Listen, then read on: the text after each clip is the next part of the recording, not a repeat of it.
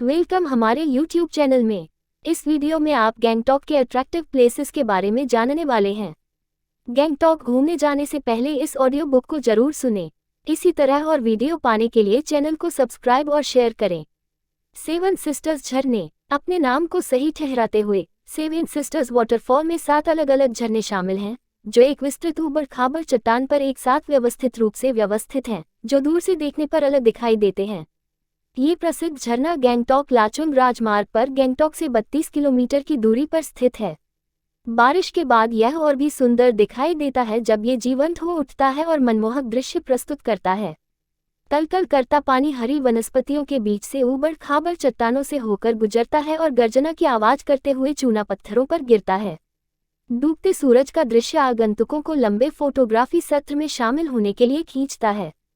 पर्यटक और नागरिक उड्डयन विभाग ने पर्यटकों के लिए एक वेटिंग शेड और एक कैफेटेरिया का निर्माण किया है ताकि वे खुद को तरोताजा कर सकें और इस प्रकृति की सुंदरता की तस्वीरें खींच सकें। मनमोहक सेवन सिस्टर्स वाटरफॉल को इसका नाम मुख्य रूप से इसलिए मिला क्योंकि यह 7 चरणों में गिरता है, जिनमें से नीचे से केवल 4 सीढ़ियां ही पर्यटक देख सकते हैं।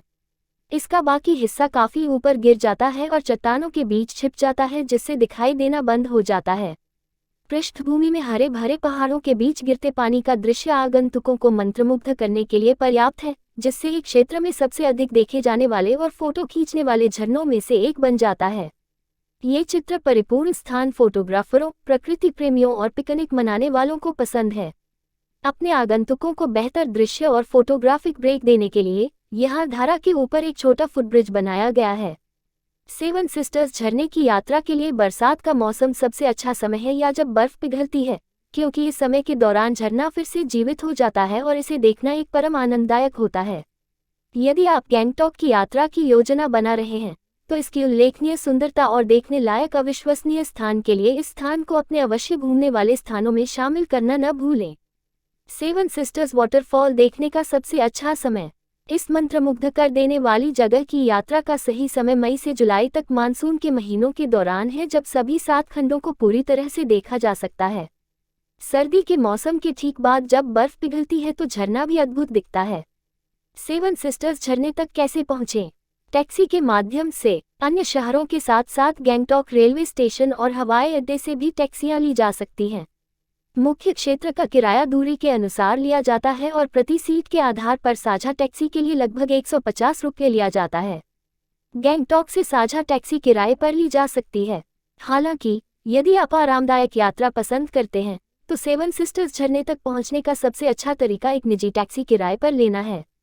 बस के माध्यम से गैंगटॉक सड़कों से बहुत अच्छी तरह से जुड़ा हुआ है। आप स्थानीय बसें पा सकते हैं जो गैंगटॉक को दार्जिलिंग, सिलीगुड़ी और अन्य पर्वतीय स्थानों से जोड़ती हैं। शहर के भीतर स्थानीय बसें आपको सेवन सिस्टर्स झरने तक आसानी से ले जा सकती हैं। आप गैंगटॉक बस स्टैंड पर जा सकते हैं और उस दिशा में जाने वाली बसों के बारे में पूछताछ कर सकते हैं। झरनों की यात्रा का ये सबसे बजट अनुकूल तरीका है। टिनकितम। टिनकितम रयोंग सिक्किम राज्य के दक्षिण जिले के सिकिप तहसील में एक छोटा सा गांव है। माउंट कंचनजंगा को इस शहर की पृष्ठभूमि में देखा जा सकता है और इसका प्राकृतिक आवास दुर्लभ प्रजाति के ऑर्किड, पफियोपेडिलम फेरिनम या लेडी स्लिपर का समर्थन करता है। पेड़ों पर उगने वाले अधिकांश जंगली ऑर्किड के विपरीत ये ऑर्किड स्थलीय है और इसमें अक्टूबर-नवंबर के महीनों में फूल आते हैं, जो इस खूबसूरत जगह की यात्रा के लिए आदर्श समय है। टिनकितम एक सुप्त ज्वालामुखी का दृश्य भी प्रदान करता है, जिसे डेंटम से टेंडोंग नेशनल पार्क तक ट्रैक के दौरान देखा जा सकता है। टिनकितम भारत के दक्षिण सिक्किम में एक छोटा सा शहर है जो धीरे धीरे एक महत्वपूर्ण पर्यटन स्थल के रूप में विकसित हो रहा है। ये शहर ऑर्किड की दुर्लभ प्रजातियों और पैफियोपेडिलम फेरिनम और साइप्रिपेडियोइडी जीनस के अन्य ऑर्किड का घर है, जिन्हें लेडी स्लिपर भी कहा जाता है। इस स्थान के निकट टैमी चाय बागान है, जो सिक्किम का एकमात्र चाय बागान है। शहर में साल भर समशीतोष्ण जलवायु रहती है और बहुत कम आबादी के साथ ये लगभग अलग थलग है। यदि आप एक शांत और आरामदायक छुट्टी की प्रतीक्षा कर रहे हैं, तो यह वह जगह है जहां आना चाहिए। टिनकितम पर जाने से पहले अवश्य जान लें। टिप्पणी। किसी गाइड के साथ यात्रा करने की सलाह दी जाती है। किसी मठ में दान छोड़ने और तीर्थस्थलों की परिक्रमा दक्षिणावर्त दिशा में करने की प्रथा है। यहाँ वन्य जीवों या उनके आवास को परेशान न करें। मठों में धूम्रपान न करें, शराब न पिए या ऊंची आवाज में बात न करें। टिनकितम जाने का सबसे अच्छा समय। तिनकितम में गर्मियां मार्च, अप्रैल, मई और जून के महीनों के दौरान होती हैं। शहर की यात्रा के लिए यह एक आदर्श मौसम है क्योंकि वर्ष के इस समय के दौरान मौसम सुहावना होता है। हालांकि आपको सर्दियों के कपड़े अवश्य ले जाने चाहिए। इस क्षेत्र में मानसून के मौसम में पर्याप्त वर्षा होती है और इस दौरान तापमान में गिरावट आती है। यहाँ सर्दियाँ अक्टूबर, नवंबर, दिसंबर, जनवरी और फरवरी के महीनों में होती हैं। इन महीनों में काफ़ी ठंड हो सकती है और इस दौरान ऊनी कपड़े ले जाना बहुत जरूरी है। तिनकितम के पास रहो। तिनकितम में कई लग्जरी होटल हैं। इसके अलावा क्षेत्र में कई किफ़ायती होटल भी मौजूद हैं। सभी होटलों में अच्छी सेवाएं हैं और आपको यहां आरामदायक प्रवास का आनंद मिलने की पूरी संभावना है। तिनकितम के आसपास दर्शनीय स्थल। ऑर्किड यहां देखने लायक सबसे महत्वपूर्ण चीज है। इसके अलावा आप नामची में कई गंतव्य देख सकते हैं। नामची में मुख्य पर्यटक आकर्षण समुद्रगुप्त और सोलोफोक हैं। चमकदार तांबे और कांस्य टोन में लेपित शानदार 45 मीटर पद्मसंभव प्रतिमा है। समुद्रगुप्त से पहाड़ी के जंगलों के बीचों बीच सुनहरे शंकु की तरह चमकती हुई यह मूर्ति मीलों दूर से देखी जा सकती है। ये स्थल नामची से 7 किलोमीटर दूर है। मानो एक विशाल मूर्ति पर्याप्त नहीं थी, सोलोफोक पहाड़ी की चोटी पर एक और शिव मूर्ति स्थापित की गई है।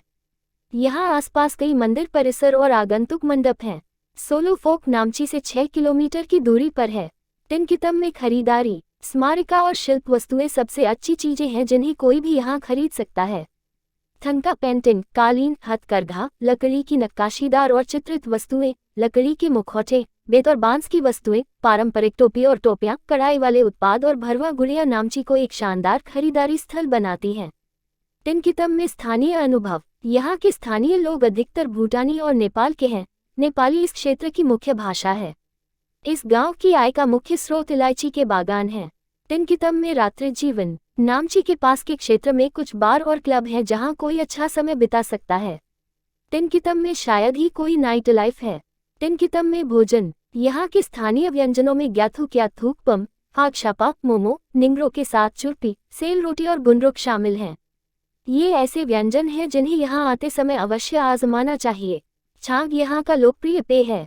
तिनकितम के पास restaurant, Chardham fast food and restaurant, the height restaurant, unique sweets and fast food, dipper cafeteria, hill view restaurant, Kamal fast food आदि क्षेत्र के कुछ लोकप्रिय रेस्तरां हैं। तिनकितम के लिए नमूना यात्रा कार्यक्रम। तिनकितम पहुंचे और अपनी पसंद के रिजॉर्ट में चेक इन करें। एक परिवहन सेवा और एक गाइड किराए पर लें और आसपास के दर्शनीय स्थलों की यात्रा करें। क्षेत्र में चाय के बागान और जंगली ऑर्किड देखें। इसके बाद अगले दिन नामची की यात्रा पर निकल पड़े। तिनकितम कैसे पहुंचे? वायु मार्ग। निकटतम हवाई अड्डा बागडोगरा में है जो शहर से 100 किलोमीटर से अधिक की दूरी पर है। नामची पहुंचने के लिए आपको सबसे पहले यहां से बस या टैक्सी लेनी होगी। फिर वहां से आप तिनकितम पहुंचने के लिए टैक्सी किराए पर ले सकते हैं। रेल। दार्जिलिंग रेलवे स्टेशन निकटतम रेलवे स्टेशन है जो तिनकितम से लगभग 27 किलोमीटर दूर है। तिनकितम जाने के लिए आपको यहां से टैक्सी बुक करनी होगी। सड़क।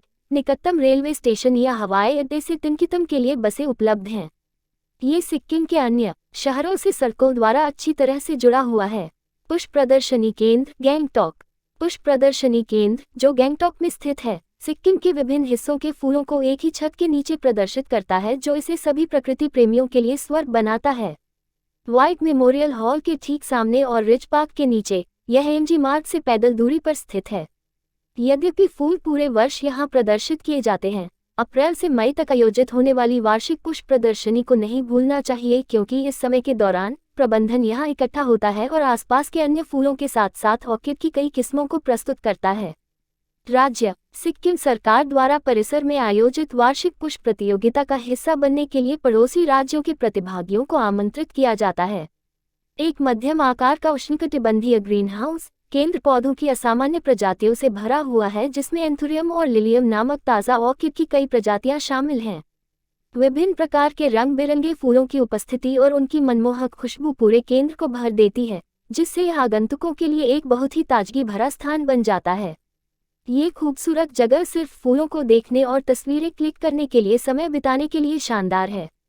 इन सब के अलावा यहाँ एक कृत्रिम पानी का तालाब और उस पर बना एक पुल भी है, जहाँ पर्यटक आसपास के सुखद माहौल का आनंद लेते हुए थोड़ी सैर कर सकते हैं।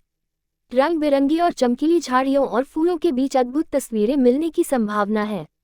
पुष्प प्रदर्शनी केंद्र देखने का सबसे अच्छा समय। गैंगटॉक में पुष्प प्रदर्शनी केंद्र का दौरा करने का आदर्श समय मार्च और जून है, जब ऑर्किड पूरी तरह से खिलते हैं और आम जनता को दिखाए जाते हैं। साथ ही सुखद जलवायु के साथ यह एक आनंददायक यात्रा बन जाती है। पुष्प प्रदर्शनी केंद्र तक कैसे पहुँचें? चूंकि गैंगटॉक में सड़क मार्ग बहुत अच्छी तरह से जुड़े हुए हैं, इसलिए प्रदर्शनी केंद्र भी सुलभ है। कोई भी टैक्सी या स्थानीय बस किराए पर लेकर यहां पहुंच सकता है, जो घूमती रहती है। कोई भी पूरे रास्ते अपने निजी वाहन से भी जा सकता है। दोद्रोल चोर्टेन। गैंगटॉक की खूबसूरत घाटियों में बसा दोद्रोल चोर्टेन सिक्किम के सबसे महत्वपूर्ण स्तूपों में से एक है। 1945 में स्वर्गीय त्रुसलशी और रिम्पोचे की देखरेख में निर्मित स्तूप में लगभग 108 मणि लाकोर या प्रार्थना पहिए हैं। इन पहियों पर महत्वपूर्ण मंत्र अंकित हैं, जिनका जाप इन्हें घुमाकर किया जा सकता है।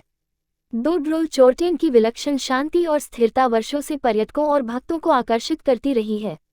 कॉटन स्तूप को एक बार बुरी आत्माओं द्वारा प्रेतवादित माना जाता था, जब तक कि बहुत सम्मानित लामा ट्रोशिग रिम्पोचे इस स्थान पर नहीं आए और 1946 में एक स्तूप का निर्माण किया। इस स्तूप के शीर्ष पर उत्कीर्ण देवता वज्र किलाया हैं, जिन्हें सबसे अधिक में से एक माना जाता है। सिक्किम में प्रमुख चोर्टेन मठ के अंदर दोरजी फुरबा, पवित्र बौद्ध ग्रंथ और अन्य धार्मिक सामग्री का पूरा सेट है। दोद्रोल चोर्टेन के परिसर में एक धर्म उपदेश केंद्र है, जिसे दोद्रुबचेन रिम्पोचे द्वारा स्थापित किया गया था। स्तूप चोर्टेन लाखांग से घिरा हुआ है, जिसमें गुरु पद्मसंभव की 2 विशाल मूर्तियां हैं। पहाड़ी शहर में आराम की तलाश कर रहे लोगों के लिए यह एक अनोखी छोटी सी जगह है। दोद्रोल चोर्टेन तक कैसे पहुंचें? गैंगटॉक के देवराली क्षेत्र में स्थित दोद्रोल चोर्टेन को आमतौर पर टूर पैकेज में शामिल किया जाता है। यदि आपने कोई विकल्प चुना है, तो अपने ट्रैवल ऑपरेटर से पुष्टि करें। वैकल्पिक रूप से आप निजी या साझा टैक्सी किराए पर ले सकते हैं और 10-15 मिनट में गैंगटॉक से लगभग 2 किलोमीटर दूर स्थित मठ तक पहुंच सकते हैं।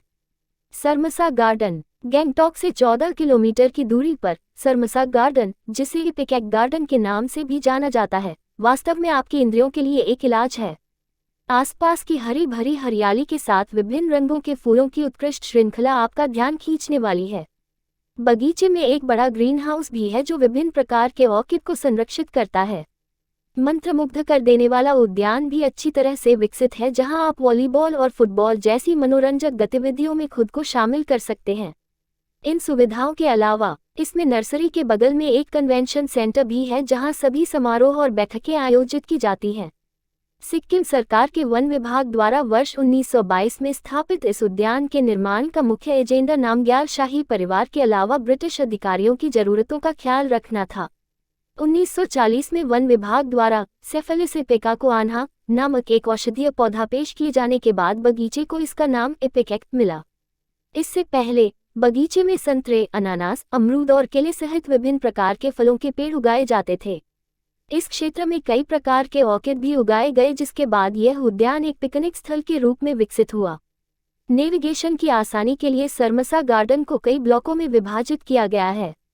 यहाँ एक छोटा फुटब्रिज है, जो ब्लॉक में विभिन्न आकार के पौधों के साथ एक छोटे आकार के पुल के ऊपर बनाया गया है। एक अन्य ब्लॉक में आगंतुकों के आराम के लिए पेड़ों की छाया के नीचे एक बेंच बनाई गई है। चूंकि यह जगह आपको प्रकृति के एक कदम करीब लाती है, इसलिए यह और भी अधिक आनंददायक है। इसलिए यदि आप गैंगटॉक की यात्रा की योजना बना रहे हैं, तो मानव जाति की थोड़ी सी मदद से प्रकृति की इस अद्भुत रचना को देखना न भूलें। सरमसा गार्डन घूमने का सबसे अच्छा समय।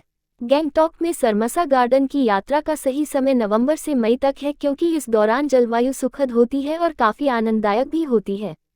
सरमसा गार्डन तक कैसे पहुँचें? आप गैंगटॉक के भीतर आवागमन के लिए आसानी से स्थानीय परिवहन का उपयोग कर सकते हैं। एक टैक्सी आपको सरमसा गार्डन तक छोड़ सकती है, जो शहर के केंद्र से लगभग 45 मिनट की दूरी पर है। आप निजी वाहन से यात्रा करने का विकल्प भी चुन सकते हैं, जो अधिक सुविधाजनक होगा। इसी तरह और वीडियो पाने के लिए हमारा channel travel India audio book subscribe और शेयर करें।